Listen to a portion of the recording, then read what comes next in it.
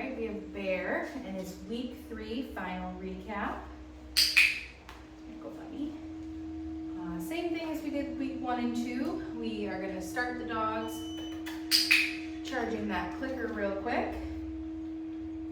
Good boy, buddy. Bear. Good. I'm going to move right into some name games. Ready? Get it. Bear. Good job, sir. So I'm going to toss the cookie in different directions. Get it. And I'm going to move. Bear. Good boy. Bear. Good job, sir. Bear. Good job. So still, as soon as he looks when I call his name, that is when I'm going to click and feed. And with that game, I clicked and I dropped the food right at my side, encouraging Bear to run over, and then I dropped the food and I moved to a different location. Good boy, buddy. Ready? Get it. Bear, sit. Very good boy. He wanted to get you down. It's okay, Bubs. Good job. So with us working on a sit, even though he's laying down, I'm gonna just get him back into position to feed him. Good job, Bob. Get it. Bear, sit. Good job. So this week with our sits, we are doing just a verbal cue. Good job, buddy. At the beginning of the week, we started with our verbal cue, and if he didn't get into that position right away, I still gave him a few seconds, get it, to think about what I just asked him to do. Bear, sit. Not that, bud. Good job. And if needed, I then went into using my hand signal to get him into position. But now at the end of the week, after we've been practicing this, he is doing really well with just the verbal cue. Bobby, but we're not doing that yet. Ready? Get it. And now we'll do the same thing. Down. But with our downs. You were just offering it so nicely. So I'm going to wait him out, give him a few seconds. Good job. And again, after a few seconds, if he doesn't offer the behavior, I'm not going to say down again. I'm just going to use a hand signal. I did not have any food in my hand to get him into position. And then once he was in position, I clicked, I fed him, we're doing duration, and I'll release him. Get it.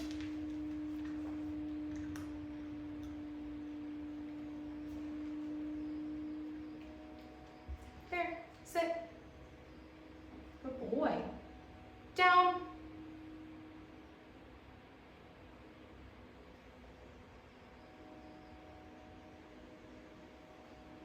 Good job. So see, he knows it. We just have to give him a few seconds to think about it, think about what word I just used. The more we practice this, the quicker he will be at putting himself in this position right when you give him that cue. Good boy, buddy. Get it. Bear, touch. Good job, sir. With our hand target this week, we are not using any food initially to get that hand target. And notice how I got a lot of movement this time. I tossed that cookie and then I used a hand target to get Bear to come back over. And do the same thing. Get it. Bear, touch. Good boy. And again, make sure we're using both of our hands to practice this. I'm going to toss the cookies in different directions. Get it. Bear, touch. Good job, buddy. Good job. Yeah. Come on. next thing that we're going to work on is going to be our mat. I know, it's so exciting, right? Okay. Go to your mat.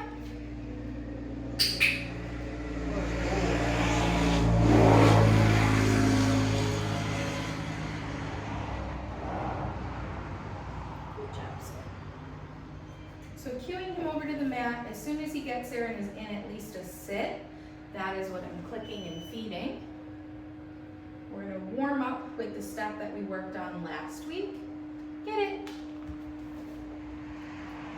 Go to your mat.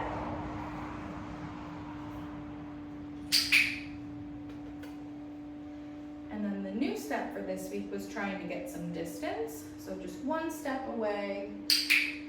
As long as Bear doesn't get up, we can click and feed that. Good boy. Good job, buddy. Ready? Get it. Bear, go to your mat.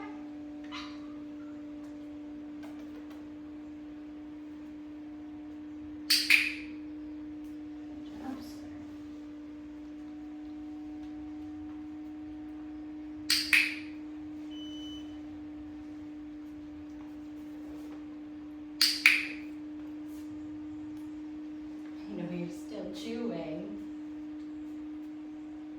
Good job, buddy. Ready? Get it. Go to your mat. Good. And as you guys continue to progress with how many steps you can take, I'm taking a step away and I'm looking over my shoulder to make sure that Bear is still on his mat. Good. So that rep, I did take 2 steps away and he sat up, but he didn't leave the mat. Get it. Good job, buddy. So when that happens, I would take that as an indicator that, okay, we're close to being ready for 2 steps, but maybe not just yet. Hi, sir. What are we going to do next? What are we going to do next? Hi, buddy. Come on. Good job.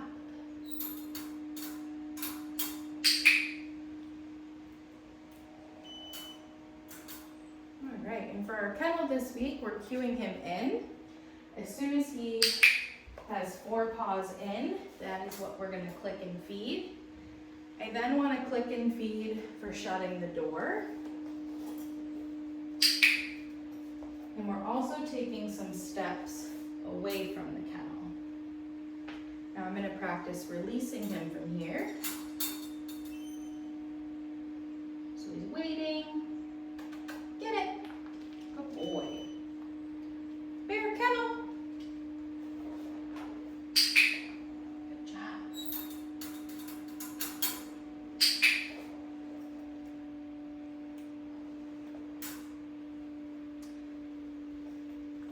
Make sure to walk in different directions.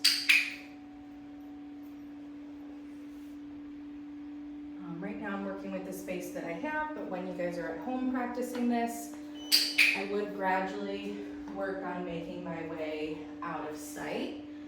We're not going to do that right away. I would get to the doorway and mark and feed as long as he stays relaxed.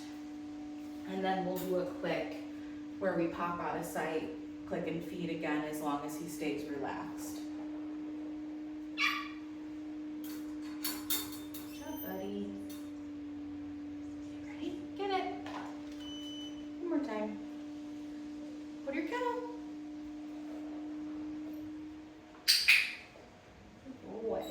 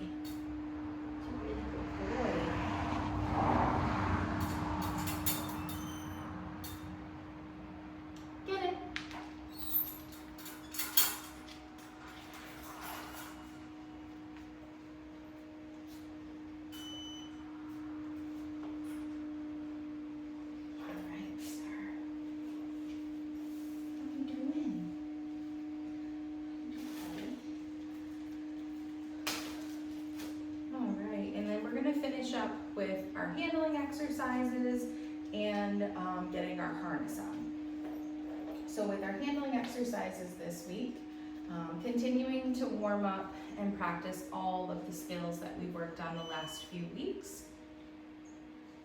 Yes. We are continuing to add duration to all parts of handling. So how long? Yes. Can I have my hand under his belly? How long can I hold that tail up? How long can I hold a paw?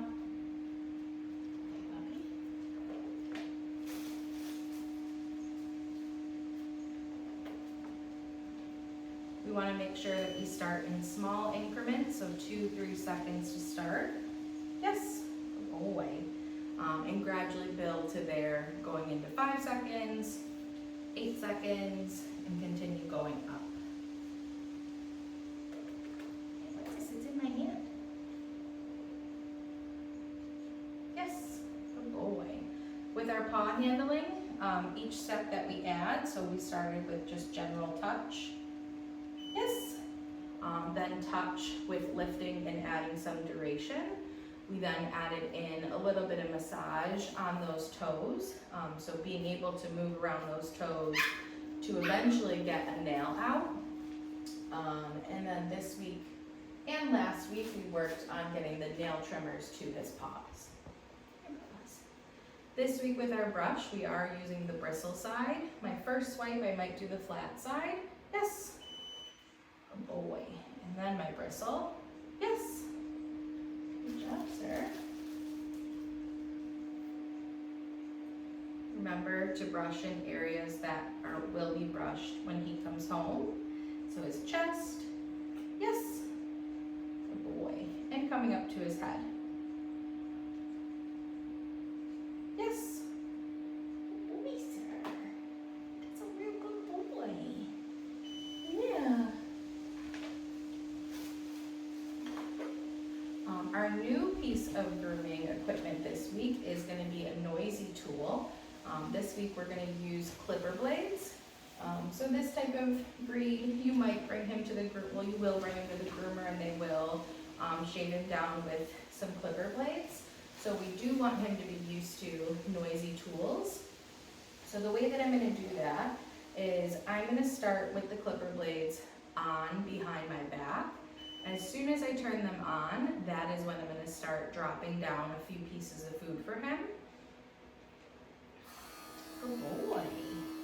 So clipper blades are on. I'm not going to drop the food too quickly. I'm also not going to force him to come too close to where the sound is coming from.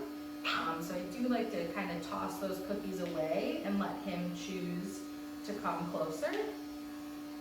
Good boy. After the third or fourth piece, once he's done eating, I'm going to turn those clipper blades off, and then I want to set them out in a place where he can explore them if he would like. After a few seconds, I'll reload with 4 or 5 more pieces of food. Good boy, sir. That's a real good boy. Clipper blades are on. I then might bring them out to the side to increase the volume. Good boy. That was a chewy one, huh? Good boy there. Yeah, good job. Good job, sir. And again, after he's done eating, I'll let him check those out again. The other thing I would practice with clipper blades when they're off is them just approaching his body, very similar to how we did the brush. You're getting a water break. Good boy. Yes. So again, the clipper blades are off. I don't want to do any haircuts. Yes. Good boy. That was a wet mouth. And again, think of all of the places where he will be possibly use those clipper blades on. So definitely along his back, along his sides, down his legs as well, and even getting up close to around his head. I feel like most groomers are probably going to use scissors around their face, but under the neck, under the chin, they'll probably use the clipper blades for that. Hi, buddy. All right.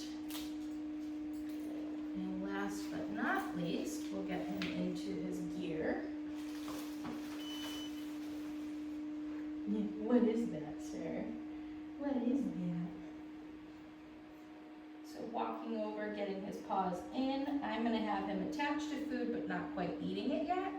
I'm dropping that food down for him. And then as he's focused on that food eating, I'm gonna get his harness on. Right now we have a Velcro harness. It also has some clips that I could clip, but I have my leash already attached. That way I don't have to do that extra step. I now have my dog walking into their harness. They're attached, the leash is already on, so we can just go right into movement. What do you think, buddy? Ready? Get it! Good job, Bear. Yeah. So again, just building that confidence of him moving around. Get it? With that harness on, with the leash attached. Bear. Good job, sir. Ready? Get it. Good job, buddy.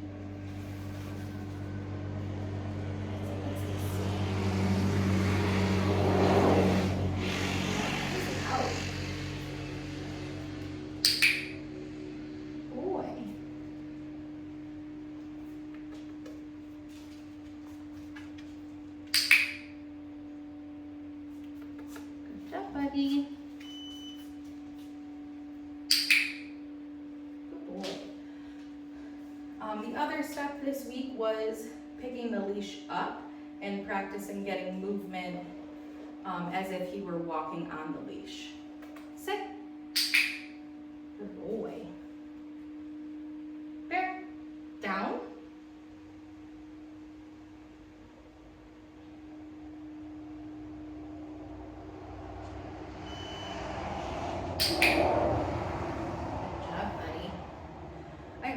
Make sure that I'm practicing the different behaviors while he has his harness and leash on.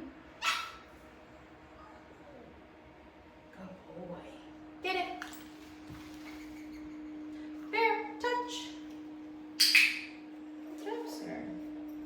Here you go. All right. And then to get that harness off, I'm gonna be ready with some snacks.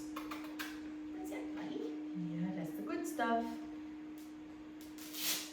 Good boy. So same thing as when we got it on. I showed Bear that I had some food. As I'm dropping the food, I then go and take the harness off, and I'm letting him step out of this harness.